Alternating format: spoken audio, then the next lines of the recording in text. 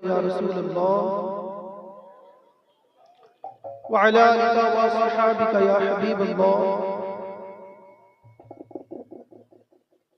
الصلاۃ والسلام علیک یا نبی اللہ وعلی آلہ وصحابہ یا نور اللہ۔ فرمان آخری نبی صلی اللہ تعالی علیہ وسلم ہے، جس نے صبح 3 مرتبہ شام 3 مرتبہ مجھ پر درود پاک پڑھا، اللہ تبارک و تعالی پر حق ہے کہ اس کے اس دن اور اس رات کے گناہ بخش دیتا ہے۔ سب کی توجہ ہے، پیچھے والوں کی لڑائی ختم ہو گئی، اب لوگ آگے آئیں، جلدی بلائیں سب۔ اللہ کرے بولنے سے پہلے جنہوں نے جس نیت کے ساتھ مجھے کہا کہ وہ لوگ بھی شرکت کریں، تھوڑی دیر اگر مجھے کہنا ہے ممبر رسول پر حضرت کی آمد ہو چکی ہے، ابھی کا خطاب بھی آپ سماعت کریں گے، تو آپ سب یہاں تھوڑی دیر کے لیے جو مجھے سن رہے ہیں یہ نیت کر لیں کہ جو کچھ سنوں گا اگر آپ کے لائق سمجھنے والی بات ہو تو اس میں یہ نیتوں میں یہ شامل کر لیں کہ اس پر عمل بھی کروں گا، دوسروں تک پہنچانے کی کوشش بھی کروں گا انشاءاللہ۔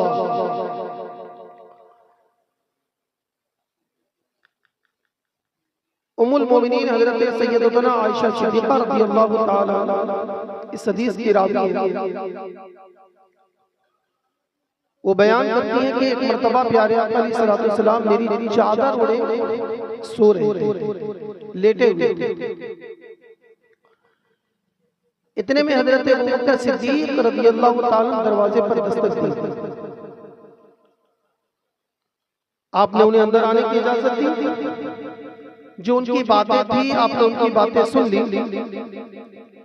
جب وہ چلے گئے تھوڑی دیر کے بعد پھر حضرت عمر فاروق رضی اللہ تعالیٰ دروازے پر دستک دی، آپ نے ان کو بھی اندر آنے کی اجازت دی، جو ان کی باتیں تھی ختم ہوئی، جب وہ چلے گئے تو پھر حضرت عثمان دروازے پر تشریف لائے، جب حضرت عثمان آئے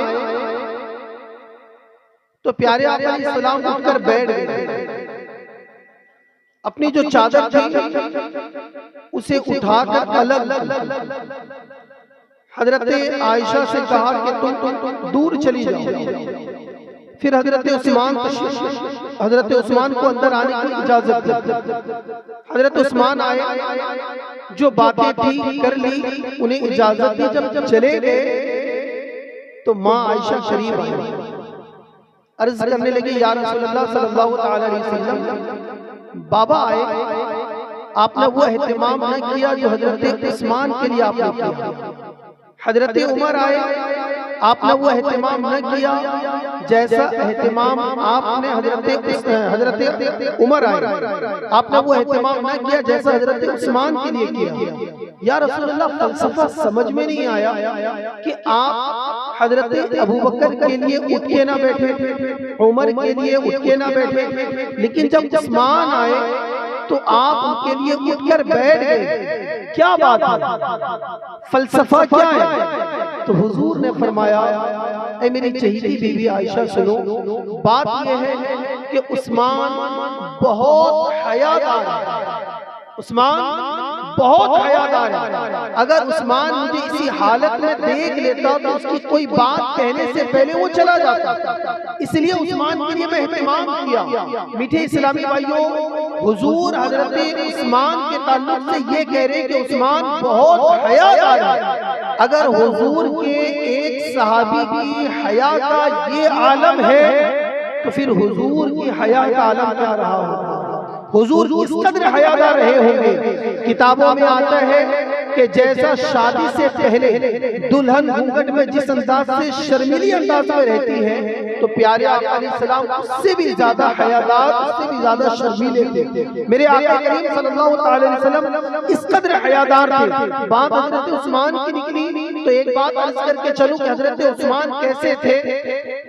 اہل علم اسٹیج پر ہے، حضرت عثمان اس قدر حیادار تھے۔ اے میرے پٹھان سائی کے نوجوان مسلمانوں، اگر آپ نے حیا کے تعلق سے کوئی بات سنی ہے تو توجہ کے ساتھ سنیں۔ تھوڑی دیر جو مجھے وقت دیے ہیں کوشش کروں گا کہ بات حیا پر ہی ہو، اور حیا پر ہی میں اپنی باتیں ختم کر دوں گا، اور پردے میں رہ کر سننے والی ماں بہنیں آپ بھی تھوڑی دیر کے لیے توجہ کے ساتھ سنیں۔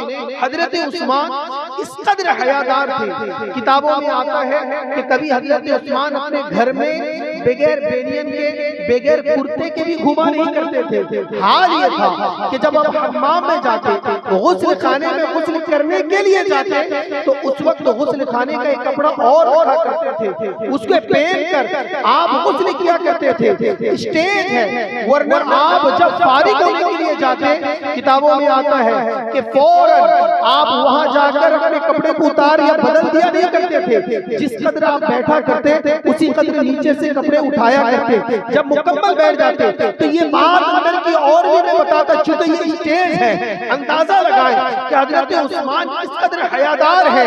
حضور فرماتے ہیں آگے، اے عائشہ، عثمان اتنا حیادار ہے کہ اس کے حیا سے آسمان کے فرشتے بھی حیا کرتے ہیں، اس قدر عثمان حیادار ہے۔ آج حیا کے تعلق سے سننے آئے ہیں تو سنیں، ایک نوجوان ایسا تھا جو حضرت امیر المومنین حضرت عمر فاروق رضی اللہ عنہ کے زمانے میں ایک شخص ایسا تھا جو بڑا نیک تھا، متقی تھا، پرہیزگار تھا، عبادت گزار تھا۔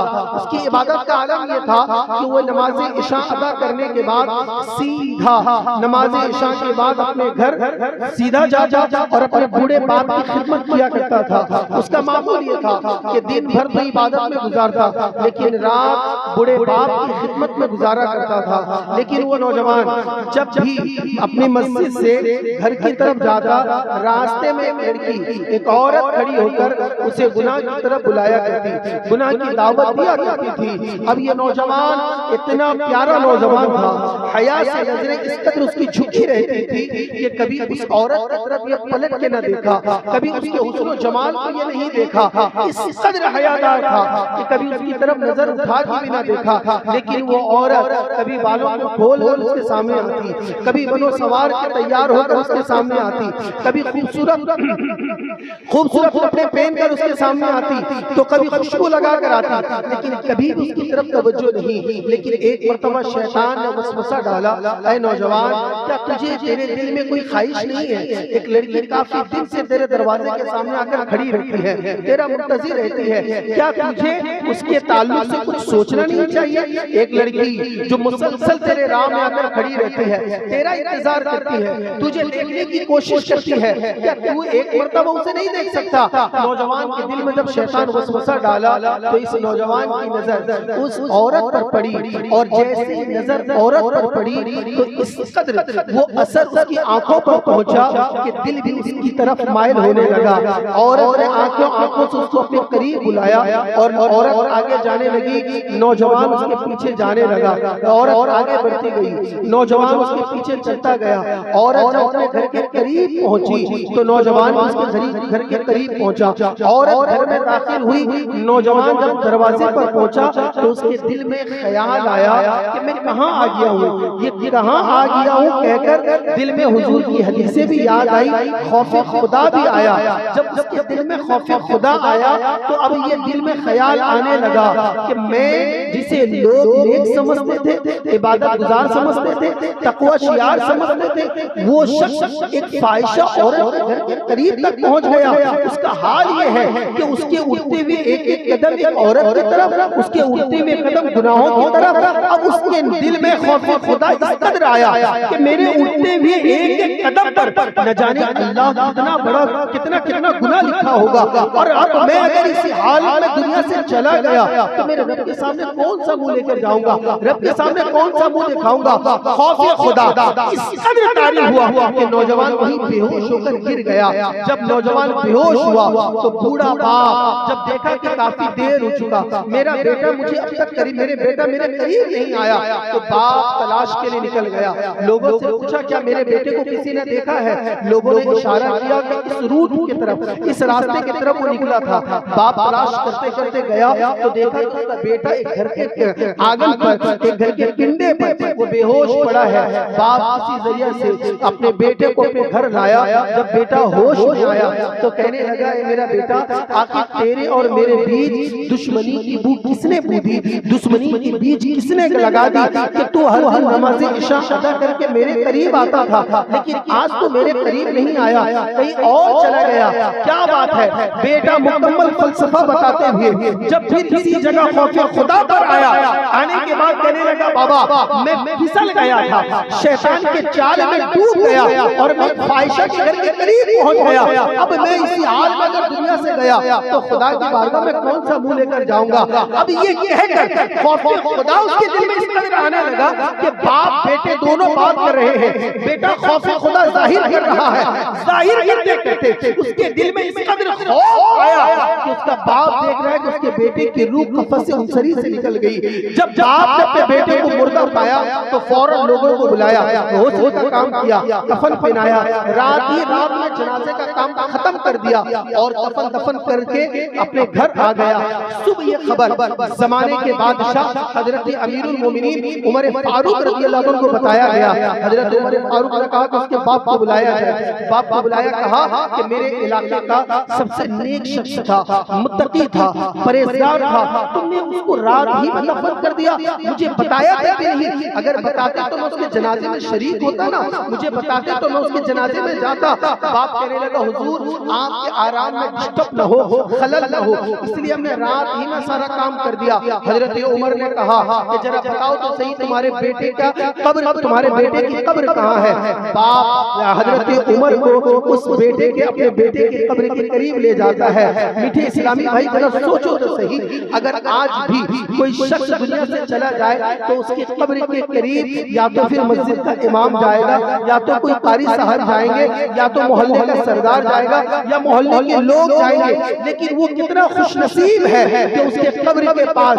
اگر کوئی جا رہا ہے تو اس دور کے زمانے کا بادشاہ خلیفۃ المسلمین حضرت عمر فاروق جا رہے ہیں, اور جا کر اس کے قبر کے سرانے کھڑے ہو کر قرآن کی تلاوت پڑھتے ہیں, تلاوت کرتے ہیں. کرتے کرتے جب اس آیت پر پہنچتے ہیں, وَلِمَنْ خَافَ مَقَامَ رَبِّهِ جَنَّتَانِ, جو خوف خدا سے, جو اللہ کے حضور خوف سے کھڑا ہوتا ہے, اللہ اسے دو جنتی عطا کرتا ہے. حضرت عمر قبر کے اوپر کھڑے ہو کر یہ آیت پڑھتے ہیں, قبر کے اندر سے مردہ کو آواز دیتا ہے, یا امیر المومنین آپ نے سچ کہا, اللہ نے مجھے ایک نہیں دو جنتی عطا کیا ہے, دو جنتی عطا کیا ہے. لیکن اسلامی بھائیوں بتانا یہ تھا کہ خوف خدا اگر پیدا کرو گے, اگر اپنے سینے میں خوف خدا لاؤ گے, حیا سے نظریں جھکا کر رکھو گے, تو تمہارے قبر میں شرابی آئے یا نہ, جوانی آئے یا نہ, تمہارے قبر میں کوئی متقی آئے گا تو زمانے کا بادشاہ عمر فاروق علیہ فاتحہ پڑھنے کے لیے نیک دنیا سے قبر میں جاؤ گے تو غوث و خواجہ و رضا تمہارے قبر میں آئیں گے. یہ تبھی ہو سکتا ہے جب اپنی نظروں کو حیا کے ساتھ بچائے رکھو گے, یہ تبھی ہوتا ہے جب اپنی نظروں کو گندگی سے بچا کے رکھو گے, یہ تبھی ہوتا ہے جب تم اپنے جسم کو پاکیزگی کے حالت میں رکھو گے, تبھی تمہیں ملے گا. اور آج ہم نے غوث اعظم کے اس مبارک مہینے میں یہ محفل سجائی ہے. یہ غوث کون ہے؟ یہ غوث وہ ہے جنہیں حسن و حسین کا صدقہ ملا ہے. یہ غوث وہ ہے جو حضرت سیدہ طیبہ طاہرہ پاکیزہ حضرت بی بی فاطمہ کا صدقہ ملا ہے. اور ہم سب اہل حضرت والے تو اولیاء سے محبت کرنے والے ہیں, اور جب ہماری محبت بڑھتی ہے نا تو ڈائریکٹ ہماری محبت سیدہ تک پہنچتی ہے, امام حسن و حسین تک پہنچتی ہے. بات اگر حیا کی آئی ہے, بات اگر پردے کی چلی ہے, تو میں آپ کو بتاؤں کہ سیدہ کا پردہ کیسا تھا, سیدہ کس انداز سے حیادار تھی, سیدہ کتنی پاکیزہ تھی, حضرت امام حسن و حسین کی ماں کتنی پاکیزہ تھی. آج سن کے چلے جس امام حسین کی محفل ہم سجاتے ہیں, جن کے نام پر اس علاقے میں محرم میں جلوس نکالتے ہیں, ان کی ماں کس قدر حیادار تھی. توجہ کے ساتھ سنیں, کیونکہ آپ نے لڑکوں کے تعلق سے سنا, اب حضرت سیدہ طیبہ طاہرہ کی بات قدر حیادار تھی. کتابوں میں آتا ہے کہ پیارے آقا علیہ السلام کے ظاہری مثال کے بعد کبھی حضرت خاتون جنت کو کسی نے ہنستا ہوا نہیں دیکھا. جب بھی کسی نے دیکھا سیدہ ہمیشہ رو رہی تھی. سیدہ ہمیشہ غمزدہ رہا کرتی تھی, غم سے ڈوبی ہوئی رہا کرتی تھی. آپ کی اس غمزدہ حالت کو دیکھ کر آپ کی خادمہ حضرت اسماء بنت امیس بہت زیادہ پریشان ہوا کرتی تھی. کہتی تھی سیدہ اگر یہی غم آپ کا رہا تو کہیں یہ غم آپ کو قبر تک نہ پہنچا دے. سیدہ اگر کسی غمزدے میں آپ دنیا سے چلی گئے, سیدہ اگر غم کو آپ نے تبدیل نہ کیا تو یہ غم آپ کو بہت دور تک پہنچا دے گا. سیدہ کبھی تو مسکرا دے. سیدہ ہمیں پتہ ہے کہ سرور کائنات دنیا سے گئے ہیں, اس کا غم سب کو ہے, ایک آپ کو نہیں ہے. سیدہ کوئی ایسی بات ہونا جس میں آپ مسکرا دیں. اے میٹھے اسلامی بھائیوں, پردے میں رہ کر سننے والی میری ماں بہنوں, جس امام حسن حسین سے آپ محبت کرتی ہیں نا, ان کی ماں کتنی حیادار تھی سنیں. سیدہ فرماتی ہے اے اسماء میرے بابا ضرور دنیا سے گئے ہیں, اس کا غم تو مجھے ہے, لیکن بابا نے جو میری تربیت کی ہے, بابا نے جو مجھے سکھایا ہے, اس سے اب مجھے خوف ہے کہ جب تک فاطمہ زندہ رہی کبھی اس پر کسی غیر مرد کی نظر نہیں پڑی, لیکن فاطمہ کو بھی غم نے ڈبا رکھا ہے. کہیں ایسا نہ ہو کہ فاطمہ کے دنیا سے جانے کے بعد اس کے کفن پر کسی غیر مرد کی اگر نظر پڑ جائے تو یہ فاطمہ کو گوارا نہیں ہے. میٹھے اسلامی بھائیوں, اندازہ لگائیں سیدہ کیا کہتی ہے کہ جب تک میں زندہ رہی کبھی کسی غیر مرد کی نظر مجھ پہ نہیں پڑی, میں اس وجہ سے غمزدہ ہوں کہیں میرے مرنے کے بعد میرے کفن پر کسی غیر مرد کی نظر نہ پڑ جائے. اور ہمارے اچھے رضا, سچے رضا امام احمد رضا کیا فرماتے ہیں کہ سیدہ کے بال کو کبھی چاند و سورج نے نہیں دیکھا ہے. یہ وہ سیدہ ہے, یہ وہ امام حسن و حسین کی ماں ہے. جب آپ نے یہ کہا کہ اے اسماء میں اس لیے غمزدہ ہوں تاکہ میرے کفن پر کسی غیر مرد کی نظر نہ پڑ جائے. میٹھے اسلامی بھائیوں, ہمارے معاشرے میں کتاب چلتی ہے جسے 10 بیوی کی کہانی کہتے ہیں. ہمارے معاشرے میں کتاب چلتی ہے جسے 16 سید کے نام سے یہ کتاب جانا پہچانا جاتا ہے. اس کتاب کو اگر آپ پڑھیں تو 10 بیوی کی کہانی بڑے لوگ شوق سے پڑھتے ہیں, بڑی محبت کے ساتھ پڑھتے ہیں. 16 سید کا 16 روزہ بڑے شوق و محبت کے ساتھ رکھتے ہیں. اور اس میں یہ بتایا جاتا ہے کہ سیدوں سے بڑی محبت ہے. اس میں یہ بتایا جاتا ہے کہ سیدہ طیبہ سے بڑی محبت ہے, ان کی کرامتوں کا ظہور ہے اس میں. اس لیے اس کتابوں کو بڑے شوق سے پڑھا جاتا ہے. کیا تم نے اس کتاب پہ ذرا ڈیپلی جا کر غور کیا کہ سیدہ اتنی طیبہ طاہرہ ہے, کیا وہ کسی یہودی کے گھر جا سکتی ہے؟ کچھ واقعہ اس کتاب ایک ٹاپک یہ بھی ہے نا کہ سیدہ کے پاس ایک یہودی آیا, دعوت دیا کہ میرے گھر آپ کو شادی میں آنی ہے, تو سیدہ منع کر دیتی ہے کہ اختیار میرے پاس نہیں ہے, یہ میرے شوہر کے پاس جائیں, مولا علی کے پاس جائیں. تو مولا علی کے پاس گئے, اختیار میرے پاس نہیں ہے, حضور کے پاس جائیں. وہ شخص حضور کے پاس گیا, حضور نے کہا کہ یہ اختیار میرے پاس نہیں ہے, تمہیں مولا علی سے اجازت لینی ہوگی. واقعہ تو آپ نے پڑھا ہی ہوگا, لیکن المختصر دعوت قبول کر لیتے ہیں اور سیدہ کے پاس کوئی کپڑا نہیں ہے. یہودی اس لیے دعوت دیے تھے تاکہ سیدہ کے پاس کوئی کپڑا نہیں ہوگا, نبی کی بیٹی ہے اور ہماری محفل میں آئی گی تو لوگ اس کا مذاق بنائیں گے. سیدہ دعا کرتی ہیں, جنت سے تاج اترتا ہے اور سیدہ اسے اوڑھ کر جب یہودی کی محفل میں جاتے ہیں تو سب لوگ دیکھ کر بے ہوش ہو جاتے ہیں. جب ہوش میں آتے ہیں تو سارے لوگ اسلام قبول کر لیتے ہیں. یہی کہانی آپ نے پڑھی ہے نا, یہی چیز آپ نے پڑھی ہے, یہی سنا ہے. اے آج کی محفل میں آنے والوں, غوث اعظم اور غلام نبی شاہ بابا کے عرس میں آنے والوں, توجہ کے ساتھ سنیں. وہ سیدہ طیبہ اس قدر حیادار تھی, وہ فرماتی ہے کہ جب تک میں زندہ رہی تو میرے اوپر کسی غیر مرد کی نظر نہیں پڑی. اچھے رضا کیا فرماتے ہیں, کبھی ان کے بال کو چاند و سورج نے نہیں دیکھا. اب فرماتی ہے کہ میں اس لیے غمزدہ ہوں کہیں میرے مرنے کے بعد میرے کفن پر کسی غیر مرد کی نظر نہ پڑ جائے. وہ سیدہ اس قدر حیادار تھی, تو کیا وہ سیدہ کسی یہودی کی دعوت پر اس کے یہاں جا سکتی ہے؟ کیا وہ سیدہ کسی یہودی کے گھر کو چادر اوڑھ کے بے حیا بن کے جا سکتی ہے؟ وہ بھی نبی کی بیٹی, وہ بھی کسی یہودی کے گھر میں. مسلمانوں سوچو تو صحیح, کہیں تمہیں کرامت دکھا کر گمراہ کیا جا رہا ہے, کبھی تمہیں کچھ اور بتا کر بڑا ڈبایا جا رہا ہے, کبھی کسی اور چیز کے ذریعے تمہیں دکھا گمراہیت کی طرف لے جا رہے ہیں. سیدہ اتنی طیبہ تھی کہ کبھی وہ کسی غیر مرد کے سامنے نہیں آئی بلکہ خوف میں ڈوبی رہتی تھی, مسکرایا تک نہیں کہیں میرے مرنے کے بعد میرے کفن پر کسی غیر مرد کی نظر نہ پڑ جائے. اس لیے سیدہ اس انداز سے غمزدہ تھی. جیسے یہ جملہ نکلنا تھا حضرت اسماء دوڑ کر باہر گئی, کھجور کی 2 ٹہنی لے کر آئی اور اس کی انداز سے ترچھا کر کے رکھا, اس پہ ایک چادر چڑھائی اور چادر چڑھانے کے بعد کہنے لگی سیدہ جب آپ کا جنازہ نکلے گا نا تو آپ کے جنازے کے اوپر اس انداز سے چادر ڈال دیا جائے گا. اگر خدا نہ خواستہ کسی کی نظر پڑے بھی نا تو آپ کے کفن پہ نہیں پڑے گا بلکہ اس چادر پہ پڑے گا. اب کتابوں میں آتا ہے کہ سیدہ نے جب یہ دیکھا کہ میرے کفن پر کسی غیر مرد کی نظر نہیں پڑے گی بلکہ پڑے تو کسی اور چادر پہ پڑے گی, تب سیدہ نے مسکرایا.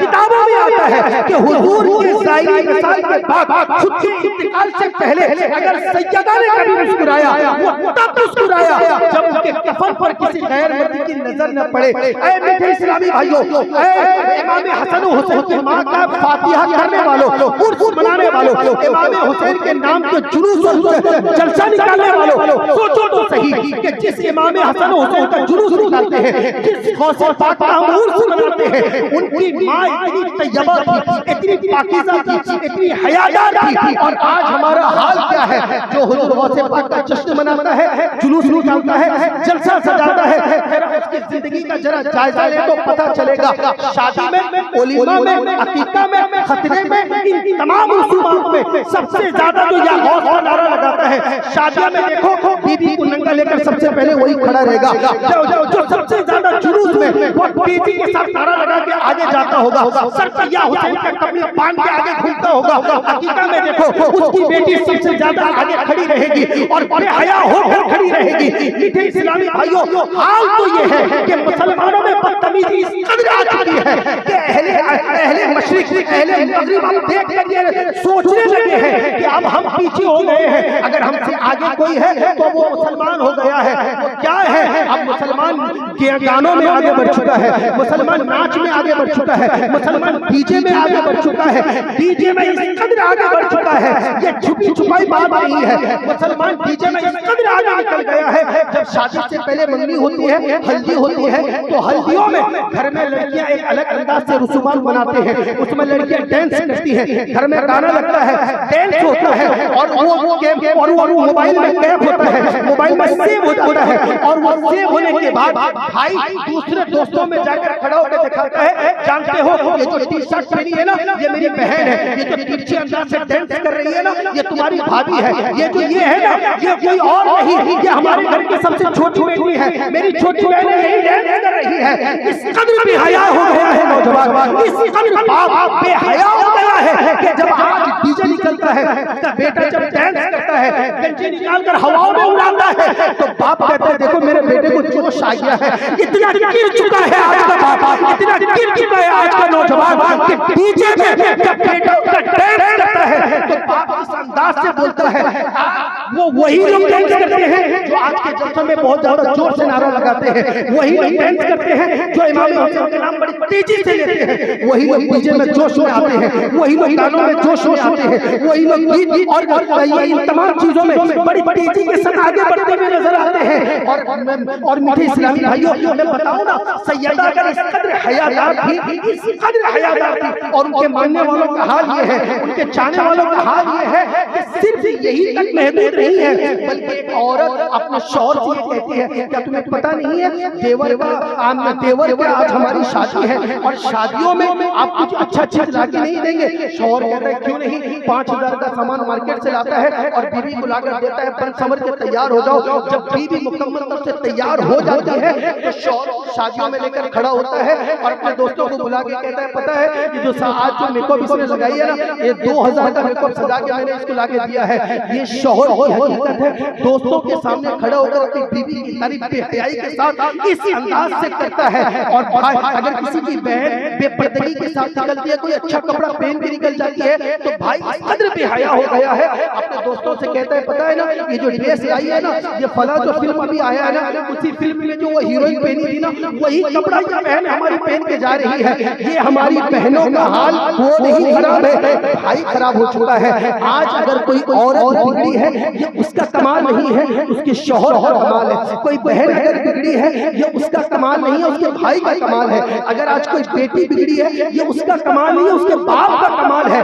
باپ اگر نامرد بنتا ہے تو اس کی بیٹی بے حیا ہوتی ہے، شوہر نامرد بنتا ہے تو اس کی عورت اس قدر بے حیا ہوتی ہے۔ کوئی بھائی اگر نامرد بنتا ہے تو اس کی بہن اس قدر بے حیائی کی طرف آگے بڑھ جاتی ہے۔ اے میٹھے اسلامی بھائیوں، کل کی عورتوں کا حال یہ تھا کہ ایک صحابی رسول حضرت ام خلاد رضی اللہ تعالیٰ عنہ کو کسی نے بتایا کہ ام خلاد تمہارے بیٹے کا انتقال ہو گیا ہے، تمہارا بیٹا جنگ میں شہید ہو گیا ہے۔ حضرت ام خلاد بیٹے کی شہادت کی خبر سن کر مکمل حیا کے ساتھ حضور کے دربار جاتی ہے۔ جب حضور کے دربار جانے لگی تو راستے میں کسی نے روک کر کہا ام خلاد تمہیں کیا ہو گیا ہے؟ کیا تمہیں نہیں پتا کہ تمہارے بیٹے کا انتقال ہو چکا ہے، تمہارا بیٹا شہید ہو چکا ہے؟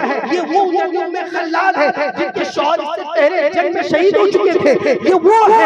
اب جب ایک بیٹا سہارا تھا، جب اس کی خبر سنی ہے تو چیختے چلاتے نہیں گئی ہے، اپنے بالوں کو اڑا کر نہیں گئی ہے، یہ اپنے سینے کو ٹھوک کر نہیں گئی ہے، سینہ کو بھی کر کے نہیں گئی، کپڑے کو پھاڑ کر نہیں گئی، حیا کے ساتھ حضور کی بارگاہ میں جا رہی ہے۔ کسی نے کہا کہ تم آج تمہارے بیٹے کی شہادت ہے اور تم اس قدر کے ساتھ جا رہی ہو۔ حضرت ام خلاد کہنے لگی اے نوجوان سن، میں نے بیٹا ضرور کھویا ہے، حیا نہیں کھوئی ہے، بیٹا کھویا ہے، حیا نہیں کھوئی ہے۔ کہ اس قدر کی تھی وہ ہماری عورت ہے، اس قدر وہ حیادار تھی۔ اور آج ہمارے گھر کا حال کیا ہے وہ آپ اپنی ماتھوں کی آنکھوں سے دیکھ سکتے ہیں۔ آج بے حیائی کس قدر ہمارے معاشرے میں پائی جاتی ہے وہ آپ خود دیکھ سکتے ہیں۔ اے آج کی محفل میں آنے والوں، اگر چاہتے ہو کہ تم سدھر جاؤ، اگر تم چاہتے ہو کہ تمہارا گھر سدھر جائے، تم چاہتے ہو کہ تمہاری عورتیں سدھرے، تم چاہتے ہو کہ تمہاری بیٹی سدھرے، تم چاہتے ہو کہ تمہاری عورت سدھرے، تو سب سے پہلے تمہاری بیٹی کو اگر سدھارنا ہے تو باپ کو سدھرنا ہوگا، بیوی کو سدھارنا ہے تو شوہر کو سدھرنا ہوگا، بہن کو سدھارنا ہے تو بھائی کو سدھرنا ہوگا۔ اگر بھائی حیادار ہے تو اس کی بہن حیادار ہوگی، باپ حیادار ہے تو بیٹی حیادار ہوگی، شوہر حیادار ہے تو اس کی بیوی حیادار ہوگی، اگر باپ میں حیا ہوگا تو اس کی بیٹی میں حیا ہوگی، شوہر میں حیا ہوگا تو اس کی عورت میں حیا ہوگی، بھائی میں حیا ہوگا تو اس کی بہن میں حیا ہوگی۔ بھائی کسی کے گھر میں ڈاکہ ڈالے گا تو اس کے گھر میں کوئی اور بھائی ڈاکہ ڈالتا ہوا نظر آئے گا، تم کسی اور کے گھر میں آنکھیں ڈالو گے تو تمہارے گھر میں کوئی اور آنکھیں ڈالے گا۔ آج جو یہ کہہ رہے ہو کہ میری بیٹی پتا ہو چکی، میری بیٹی فرار ہو گئی، میری بیٹی کہیں اور چلی گئی، یہ اس کا کمال نہیں ہے، کمال تمہارا ہے۔ تم بگڑے تھے، تمہاری تربیت کا اثر یہ رہا کہ تمہاری بیٹی کہیں اور بھاگتی ہوئی نظر آئی۔ اگر باپ حیادار ہوگا تو اس کی بیٹی حیادار ہوگی، باپ اگر محمد رسول اللہ ہوگا تو اس کی بیٹی سیدہ طیبہ طاہرہ ہوگی، باپ اگر موسیٰ صالح جن کی دوست ہوگا تو اس کا بیٹا غوث اعظم ہوتا ہوا نظر آئے گا۔ یہ تبھی ہوتا ہے جب تم حیادار ہوگے۔ حضرت حسن بصری رضی اللہ عنہ کا واقعہ سنانے سے پہلے ایک بات اور عرض کر دوں کہ ایک اللہ کے ولی ایک راستے سے چل کے جا رہے تھے، ایک عورت نے کہا کہ اے عورت راستے سے ہٹ جاؤ، کیا تمہیں نہیں پتا کہ فلاں شخص آ رہا ہے؟ تو وہ دوسری عورت کہنے لگی ارے تم کیا کہنا چاہ رہی ہو؟ یہ تو وہ اللہ کا ولی ہے جو زمین سے اس کی نظر کبھی اوپر اٹھتی نہیں ہے، اسے کیا پتا کہ تم آگے سے جا رہی ہو یا میں آگے سے جا رہی ہوں۔ اس قدر حیادار تھے ہمارے اسلاف، اس قدر حیادار تھے ہمارے بزرگ، اس قدر حیادار تھے مسلمان۔ اور ہمارا حال یہ ہے کہ ہم مارکیٹ میں جب نکلتے ہیں نا تو ہماری نظر کبھی نیچے جھکتی نہیں ہے۔ ہم مارکیٹ میں جاتے ہیں، شادیوں میں جاتے ہیں تو ہماری آنکھیں کبھی بند نہیں ہوتی، ولیمہ میں جاتے ہیں ہماری آنکھیں کبھی جھکتی نہیں، عقیقہ میں جاتے ہیں ہماری آنکھیں کبھی رکتی نہیں ہیں۔ تمہاری آنکھیں اگر کسی کو دیکھنے میں رکے گی نہیں تو تمہارے گھر والوں کو دیکھنے میں کس کی آنکھیں رکے گی؟ اے میرے میٹھے اسلامی بھائیوں، اب انگلیوں کا اشارہ ہو چکا، اپنی باتیں میں ختم کروں کیونکہ مجھے بولنا بہت تھا، جیسے ٹاپک دی گئی تھی تو مجھے بولنے کا دل بہت زیادہ تھا، لیکن ایک چیز اور عرض کر کے، ایک اور بات عرض کر کے میں اپنی بات ختم کر دوں۔ اگر آپ سچے دل سے غلام نبی بابا سے محبت کرتے ہو، اگر واقعی غوث اعظم سے تمہیں سچی محبت ہے تو میرے غوث کو کبھی تم نے سنا ہے کہ غوث کبھی کسی کے گھر میں آگ ڈالے ہیں، غوث کبھی بے حیائی کی طرف گئے ہیں، غوث کبھی ڈی جے نکال کے اس ڈی جے کی محفل میں گئے ہیں، غوث کبھی کسی گانے بازی کی محفل میں گئے ہیں، غوث کی محفل سجی ہے اور ڈی جے نکل جا رہا ہے، غوث کی محفل کے نام پر گانا گایا جا رہا ہے، غوث کی محفل کے نام پر قوالیاں نکالی جا رہی ہیں، یہ کون سے غوث اعظم سے محبت ہے؟ اے میٹھے اسلامی بھائیو، زندگی میں تبدیلی لاؤ۔ اگر غوث اعظم سے سچی محبت ہے، غوث اعظم سے اگر والیانہ عقیدت ہے، غوث اعظم سے اگر واقعی محبت ہے تو اپنے آپ کو تبدیل کرو۔ تم سدھر جاؤ گے، تمہارا گھر سدھر جائے گا، تم تبدیل ہو گے، تمہارا گھر تبدیل ہو جائے گا۔ میرے اس بیان سے کوئی یہ نہ سوچے کہ یہ میرے لیے نہیں تھا، کسی اور کے لیے تھا۔ سب کوئی اپنے لیے سوچے کہ یہ بیان میرے لیے ہے، میں میرے لیے سوچوں، آپ اپنے لیے سوچیں۔ ایک ایسا شخص تھا جو اپنے بڑھاپے کی جب عمر میں پہنچا تو اسے دوا کی بہت ضرورت پڑی، اس کا کوئی دیکھنے والا نہیں تھا، اس کا کوئی پوچھانے حال نہیں تھا۔ جب وہ کمزور ہو گیا، بیمار پڑ گیا تو اس کی بیٹی اس کی عیادت کیا کرتی تھی، بیٹی دیکھ بھال کیا کرتی تھی، اور جب بیٹی کے پاس بھی سارا سامان ختم ہو گیا تو بیٹی کو باپ سے بڑی محبت ہوتی ہے۔ بیٹی نے دل میں سوچا کہ اب میں باپ کو زندہ کیسے رکھوں، اگر دوا ہی نہیں ملے گا تو میرا باپ زندہ کیسے رہے گا۔ بیٹی یہ سوچ کر کہنے لگی کہ میرے پاس کوئی ہنر نہیں ہے، میں کیا کروں، کہاں جاؤں، کس کے دروازے پر جاؤں۔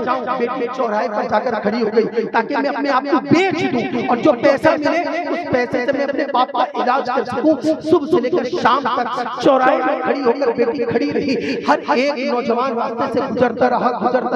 جب شام ہو گیا تو بیٹی گرد و غبار سے ڈھک کر گھر آئی، بستر مرگ پر پڑے رہنے والا باپ کہنے لگا، بیٹی صبح سے لے کر شام تک تم کہاں گئی تھی؟ بیٹی کہنے لگی، بابا آج کوئی دوا نہیں تھا کہ میں آپ کا علاج کر سکوں، آج کچھ پیسہ نہیں ہے کہ میں دوا لے کر آپ کو کھلا سکوں، بابا میں اپنے آپ کو بیچنے کے لیے گئی تھی، لیکن افسوس کہ صبح سے لے کر شام تک میں چوراہے پر کھڑی رہی، لیکن پورے علاقے کا کوئی نوجوان مجھے مڑ کے نہیں دیکھا، میں اتنی کیا بدسلوک ہوں کہ مجھے کوئی خریدا نہیں۔ تو بستر مرگ پر پڑے رہنے والا باپ کہنے لگا، بیٹی یہ تیرا کمال نہیں، تیرے باپ کا کمال ہے، اس لیے کہ تیرا باپ پوری زندگی بھر کسی عورت کی طرف نظر اٹھا کے نہیں دیکھا۔ میرے رب کا فرمان ہے تم اپنی نگاہوں کو بچاؤ، میں تمہارے گھر والوں کی حفاظت کروں گا، میں نے زندگی بھر تک اپنی آنکھوں کی حفاظت کی ہے، اللہ تیری عزت کا رکھوالا بن کے کھڑا ہے، یہ حفاظت میرا رب نے تیری کی ہے۔ اے میٹھے اسلامی بھائیوں، پردے میں رہ کر سننے والے ماں اور بہنوں، تم اپنی آنکھوں کی حفاظت کرو، اللہ تمہارے گھروں کی حفاظت کرے گا۔ تم اپنے آپ کو بچاؤ، اللہ تمہارے گھر کو بچائے گا۔ اگر تم اپنی آنکھوں کی حفاظت کرو گے تو تمہارا گھر محفوظ رہ جائے گا۔ انہی الفاظ کے ساتھ غلام نبی شاہ بابا کے دربار پہ ان کے عرس میں آنے والوں، کیا میں اپنے بیان کو ختم کرنے سے پہلے ایک نیت لے کے جا سکوں گا؟ کیا ایک وعدہ کر سکیں گے کہ آج کے بعد اس موبائل کے ذریعہ بھی ہم کوئی بے حیائی والی چیز نہیں دیکھیں گے؟ کتنے لوگ یہ کہتے ہیں؟ چلو یہ ہارڈ ہو گیا، ایک اور بات کر دوں، آج کے بعد شادی ہو، ولیمہ ہو، عقیقہ ہو، ختنہ ہو، کسی میں بھی ہو، اپنی گھر کی عورت کو پردے کے ساتھ لے جائے، اس میں ہاتھ اٹھا سکتے ہیں؟ ابھی بھی ہاتھ نہیں۔ اگر واقعی امام حسین سیدہ سے سچی محبت ہے نا، اس محبت کا دم یہ ہونا چاہیے کہ صرف پل پل کے لیے جلسہ سجا لینا، حضرت اسلم مینائی صاحب کو شاعر اسلام کو بلا لینا، یہ بڑا کمال نہیں ہے۔ جلسے میں آ کر اگر آپ کی زندگی تبدیل ہو جائے تو غلام نبی شاہ بابا کے وسیلے سے آپ کی بخشش کا ذریعہ بن جائے۔ یہ اصل جلسہ ہے، جلسہ اس لیے نہ بنایا جائے کہ لوگ کہیں گے ہم نے بہت بڑے مقرر کو بلایا ہے، بہت بڑے لیول پہ ہم نے خرچ کیا، بلکہ جلسہ وہ کامیاب جلسہ ہے جس جلسے سے ایک بھی نوجوان سچی توبہ کر کے جائے، یہ وہ جلسہ کامیاب ہے۔ اے میٹھے اسلامی اگر حقیقی طور پر سیدہ سے محبت ہے، حقیقی طور پر امام حسن حسین سے محبت ہے، اگر ان کے گھر میں پردے کی اہمیت ایسی ہے تو آپ بھی اپنے گھر میں پردے کی اہمیت کو اجاگر کریں۔ اگر واقعی مرد ہو تو مرد والی پہچان اور اپنے گھر میں اگر تم حیادار، تمہارا گھر حیادار بنے گا، تم پردے کے ساتھ رہو گے، اپنی آنکھوں کی پردہ تم کرو، تمہارے گھر کی پردے کی حفاظت پردہ کریں گے انشاءاللہ اپنے گھر کے، اپنے گھر والوں کو حیا کے ساتھ رکھیں گے، کسی شادی، ولیمہ، عقیقہ، ان تمام خرافات چیزوں میں اپنے گھر کی عورتوں کو بے پردہ لے کے نہیں جائیں گے انشاءاللہ۔